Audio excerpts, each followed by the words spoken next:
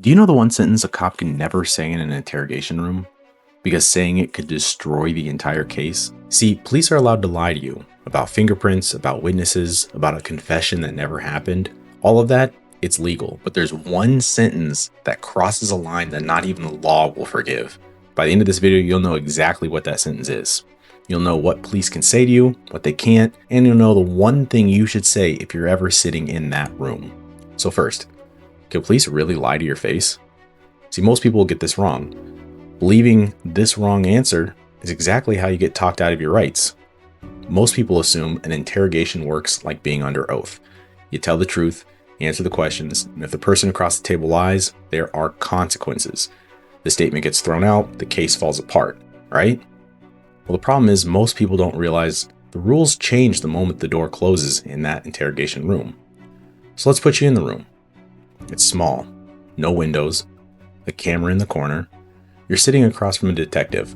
He opens a folder, looks you dead in the eyes, and calmly says, "We found your fingerprints. We have a witness who puts you at the scene, and your buddy, he already folded." Your heart drops.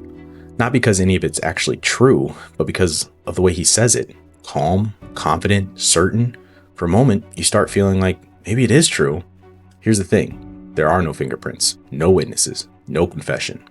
So why are all those lies loud? Well, it all goes back to 1964. See, a 20-year-old Marine named Martin Frazier was questioned in connection with a murder investigation. During questioning, detectives told him his cousin had already confessed and blamed him. This wasn't true, though. Frazier eventually confessed, and his lawyers argued that the police deception made that confession unreliable. This case reached the Supreme Court in 1969, and the court ruled that a police lie about evidence or another person's confession by itself does not automatically make a confession inadmissible. The decision became one of the cases that shaped what police are allowed to say during interrogations. One more interesting tidbit, Frazier said, "I think I'd better get a lawyer," but the court found that that statement was not a clear enough request to stop questioning under the law at that time. And that reveals something important about interrogation. The rules are often much more complicated than people think. Now, the reason this matters isn't because of what the lies can do to a guilty person, it's what they do to an innocent one. And if you're thinking you'd be the exception in that room, that belief is exactly what that room was designed to use, because everyone says the same thing. I would never confess to something I didn't do. But the room isn't built to test the truth, it's built to test you. There's no clock, no window, nothing to look at but the detective. Time disappears, pressure builds. He acts like he's on your side. Look, I get it. Anyone would have done the same thing. That's called minimization, making it feel smaller so admitting it feels safer. There's good cop, bad cop. There's also just leaving you alone for an hour just to let the fear grow. Ask yourself honestly, how many hours would you last? In 1989, 5 teenagers from New York were convicted after confessing to a crime they said they didn't commit.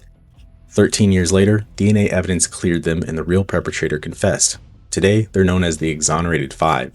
Their case shows the danger of a powerful interrogation room. Sometimes innocent people don't confess because they're guilty, they confess because they believe the system has already decided they're guilty.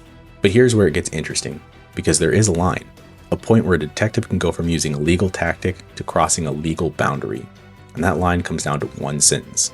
Now, you'd probably expect that sentence to be the most brutal one, a darker threat, a scarier bluff. But the law doesn't care how scary a lie is, it cares about one thing. Is that lie about what the police know? Or about what happens to you? Lie about the DNA? That's about what they know, legal. Lie about a witness? What they know, legal. Lie about a confession? Still what they know, still legal. But the moment the lie is about your fate, confess and I'll make sure you go home tonight. Tell me what I want to hear and I'll talk to the judge. Say it or we charge your mother. That's not information anymore, that's control. And a confession pulled out of that way has a name in court, involuntary. It can be thrown out, erased, like it never happened. So there it is, a sentence a cop can never say, confess, and I'll make sure you go home tonight. See, the lie that sounds terrifying, we have your DNA, that's fine. But the lie that sounds comforting, that's the one that destroys the case, because a promise of mercy is the one lie the law will not allow. One last thing, remember Frazier and his statement, "I think I'd better get a lawyer." That sentence didn't save him, it was too soft, too uncertain. The questioning rolled on, legally. The words only work when there's nothing soft in them. Not, maybe I should talk to a lawyer. Not, do you think I need a lawyer? Say it plainly, say it loud. I want a lawyer, and I'm not answering any questions. Say that and the questioning is supposed to stop. That's one power in the room no lie can touch. And look, this isn't about cops being the enemy. Almost all detectives are earnestly solving real crimes with a legal tool. Used carefully, deception has caught real killers. But it's a tool with a blade on both ends. That same lie that breaks a guilty man can break an innocent one. And every interrogation comes down to one question. Are you trying to uncover the truth, or are you creating a story someone feels pressured to tell? So now you know where the line is. This is Cop Lore, where we take a behind-the-scene look inside the law enforcement world. If this changed how you see that little room, subscribe. There's a lot more hidden rules in policing that most people never learn. And the next time someone tells you that police can't lie to you, you'll know exactly the line between what police can say and what they can never promise.